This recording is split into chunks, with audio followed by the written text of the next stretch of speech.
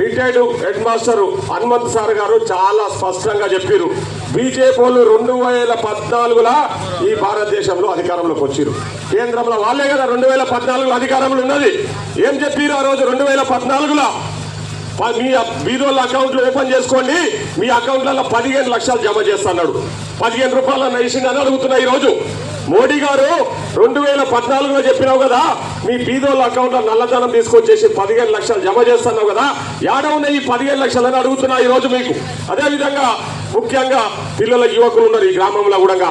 2 కోట్ల సంవత్సరానికి 2 కోట్ల ఉద్యోగాలు ఇస్తానని చెప్తే కదా, ఏడ ఉన్నాయి నీ ఉద్యోగాలు?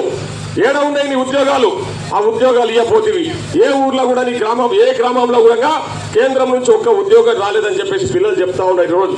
అదేవిధంగా ఇంకా రైతుల ఆదాయం రెట్టింపు చేస్తానని చెప్పిండు మోడీ గారు. 2014లో 2022 వరకు నేను రైతుల ఆదాయం రెట్టింపు చేస్తాడు.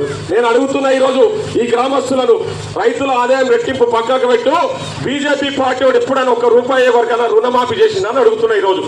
₹1 అన్నా రుణం మాఫీ చేసిందని ఈ సందర్భంగా నేను అడుగుతా ఉన్నా. ఆలోచన చేయాలి మనం. పిల్లలకు ఉద్యోగాలు ఇవ్వపోతివి, బీదోళ్ళ అకౌంట్లలో పైసలు వేస్తానే అయిపోతివి, రైతుల ఆదాయం రెట్టింపు చేస్తానే రైతులకు రుణమాఫీ చేయపోతివి. ఇవి ఏమి చేయకుండా 10 ఏళ్ళు అధికారంలో ఉండి ఏం సాధించడం అని చెప్పేసి ఈరోజు ఊర్లలో ఆడోడు మోపోయి బీజేపీ కోటేయండి అని అడుగుతున్నాడు అని చెప్పి ఈ సందర్భంగా అడుగుతున్నా నేను. ఏం చేసిండ్రా ఈ గ్రామానికి? వెంకటేపల్లి గ్రామానికి నేను మనకు భక్తి లేదా? గుడి దేవుడు ఏడు ఉండాలి, దేవుడు గుడిలో ఉండాలి, భక్తి మన మనసులో ఉండాలి. కానీ ఈరోజు బీజేపీ వాళ్ళు తప్పుడు ప్రచారాలు చేస్తూ ప్రజలను మోసం చేయడానికి ప్రయత్నం చేస్తున్నారు. దయచేసి వాళ్ళ మాయ మాటలు నమ్మకండి. ఈ రోజు ఈ గ్రామంలో ఇంతకుముందు కట్టిన డబుల్ బెడ్రూమ్ ఇండ్లు ఏవైతున్నాయో నిజాయితీగా ఎవరైతే ఉన్నారో ఈ రోజు ఖచ్చితంగా వాళ్లకు అలాట్మెంట్ చేస్తాం.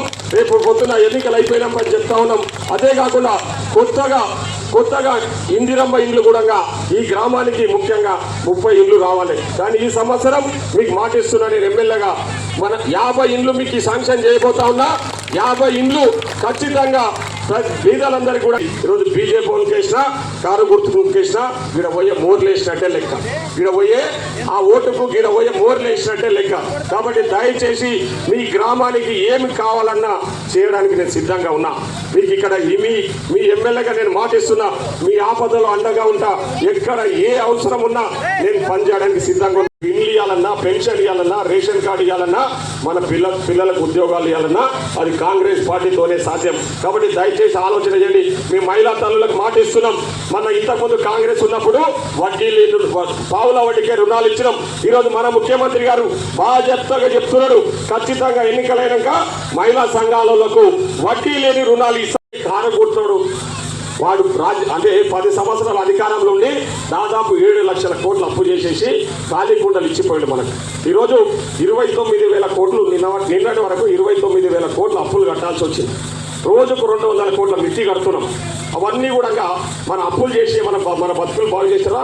కారు గుర్తాలంటే ఏమీ లేదు, మొత్తం దోసుకొని ఖాళీ కుండలు పెట్టిపోయారు. ఈరోజు మన పాలమూరు బిడ్డ, మన ముఖ్యమంత్రి రోజు కష్టపడి రూపాయి కూడబెట్టి అన్ని పథకాలు ఇవ్వడానికే కొంచెం ఆలస్యం అవుతుంది తప్ప వేరే ఏమీ లేదు. మేము పెన్షన్లు కానీ, రేషన్ కార్డులు కానీ అన్నీ కూడా ఏవైతే మేము గ్యారెంటీలు ఇస్తామన్నామో ఆగస్టు 15వ తారీఖు లోపు అన్నీ కూడా ఖచ్చితంగా ఇచ్చి తీర్థమని మీకు మాటిస్తున్నాం. ఈరోజు కరెంటు బిల్లులు కూడా 200 యూనిట్ల